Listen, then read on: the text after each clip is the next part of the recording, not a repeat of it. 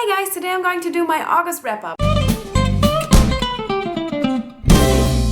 Okay, this is going to take a while, we'll just get going because this month I read 10 full-length books. I listened to 7 audiobooks and I also read 6 novellas. That is 23 things to get through, which is definitely crazy. As I said, I just had a lot of time on my hands this month and I wanted to use it for reading, so that is what I did. Thankfully, there were 2 readathons this month, so I already did wrap-ups for these. I'm just going to quickly mention what I read in the readathon, but then link you to the proper wrap-up. So the month started with the Booktube-A-Thon, where I read 3 books, 1 novella and listened to 1 audiobook. The first book I read was The Last of the Firedrakes by Farah Boy, and I did a review on it because it was a copy from Netgalley and I gave it 4 out of 5 stars. After that I read Harry Potter and the Philosopher's Stone and I gave that 5 out of 5 stars. After that I read the first novella in the Shadowhunter Academy series, which is Welcome to the Shadowhunter Academy. I gave that one 5 out of 5 stars. Then I read Geek Girl by Holly Smale. I also gave that 5 out of 5 stars. And then lastly I listened to the audiobook of Landline by Rainbow Rowell and I gave that 1 out of 5 stars. In the week after that I kind of slowed down a bit, so I only read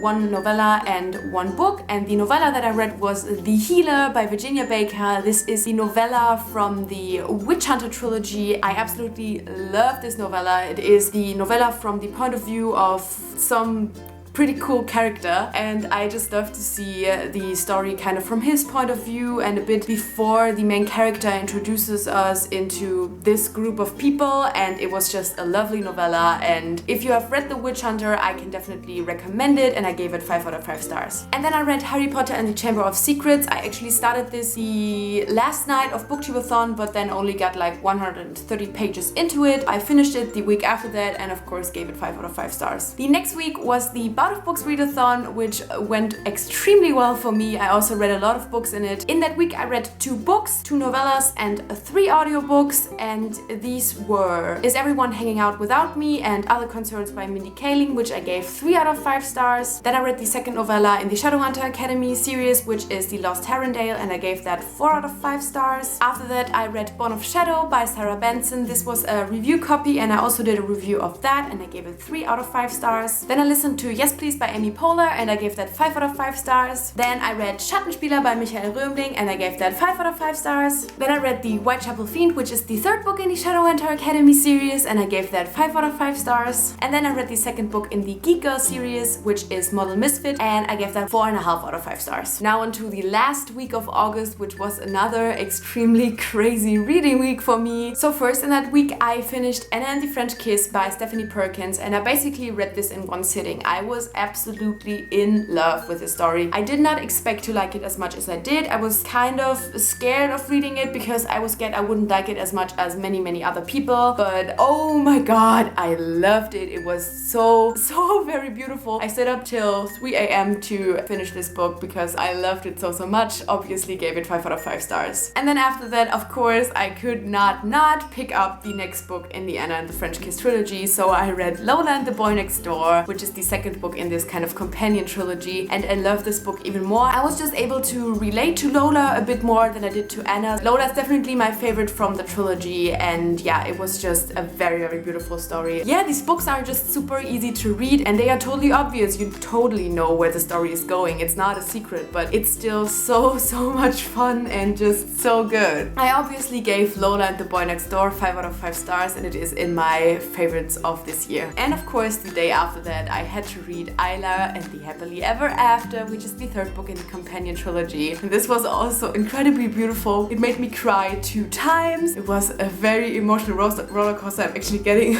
emotional just talking about it. And this whole trilogy was just so beautiful, and I just love that we got to see the other characters in these books, and yeah, especially in Isla we just got amazing scenes with the other characters. Oh, it was just such a great trilogy, and I am so happy I read it. So happy. I also gave Isla and the Happily Ever After 5 out of 5 stars. I do think it is my least favorite from the trilogy though. And then I finished listening to the audiobook of How to Be a Woman by Caitlin Moran. I still don't know how to say her name, even though I listened to the audiobook, but whatever. I enjoyed it. It was just very different from chapter to chapter, and there were just chapters where I really had to laugh out loud, and I enjoyed it quite a lot. And then there were other chapters where I kind of did not feel anything. So in the end, I gave the book 3 out of 5 stars. I do think it's kind of a cool read, and she is definitely a super amazing woman. Next, I listened to the audiobook of The Air by Kiera Cass, and I actually enjoyed it, but it was also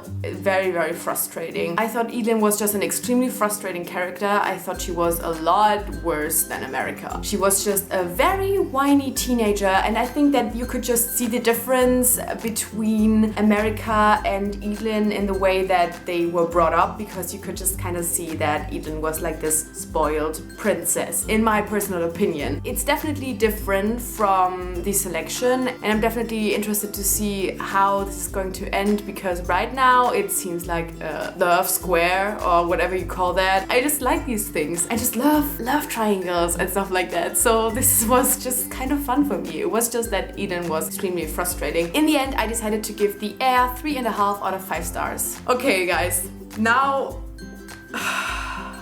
we're going to talk about my favorite book of the month, also probably my favorite book of the year. It is my most anticipated release of the year. So the next book I read was Never Never by Brianna Schramm, and this book was so beautiful.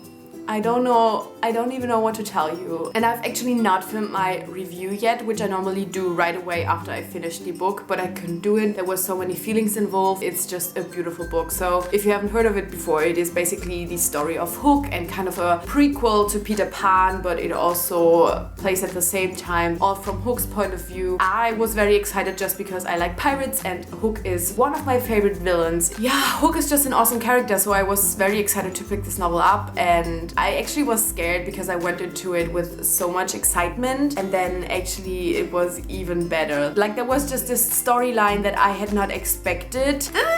It was just such a good book. If you love Hook and if you can deal with romance, like if it wouldn't kind of freak you out that there is a romance involved in a book about Hook, then definitely pick this book up because it's just beautiful. But I will do my review, of course, because I got it through Netgalley, and that will hopefully be up like in the middle of September somewhere. The book is going to be released on 22nd, so yeah, somewhere like a week before that maybe I will put up my review, and hope to kind of have gathered my thoughts until then, because right now it's just all a big blur of happiness and sadness. Of course, I gave that 5 out of 5 stars. I guess that was kind of obvious. Next, I listened to the audiobook of Every Day by David Levithan. I thought this was a really amazing story. It was just very rich and very interesting, very unique. It's definitely like my kind of book because it was just kind of magical realism, kind of Cecilia Ahern style, and I just really like these kinds of books. Just thought it was a super beautiful book, and I definitely recommend it. I gave Every Day 4 out of 5 stars. And then I read the 4th and 5th novella from the Shadowhunter Academy series, which is Nothing But Shadows and The Evil We Love. Thought these novellas were really amazing. I gave both of them 5 out of 5 stars. I just think these novellas are so beautiful. I said it like 1,000 times now. Definitely recommend it if you have read both The Mortal Instruments and The Infernal Devices. So these were one of the books that I have read in August. I'm sorry this video got so long, even though I also did these weekly wrap-ups. It was just a crazy reading month, but a very exciting and just amazing reading month. It was just so good to just kind of use August to completely dive into books and to read books in one sitting. It was just the perfect reading month. But yeah, I'm just going to stop rambling now because it is long enough and also my battery is dying. So thank you so much for watching. Let me know how many books you have read in August, and yeah,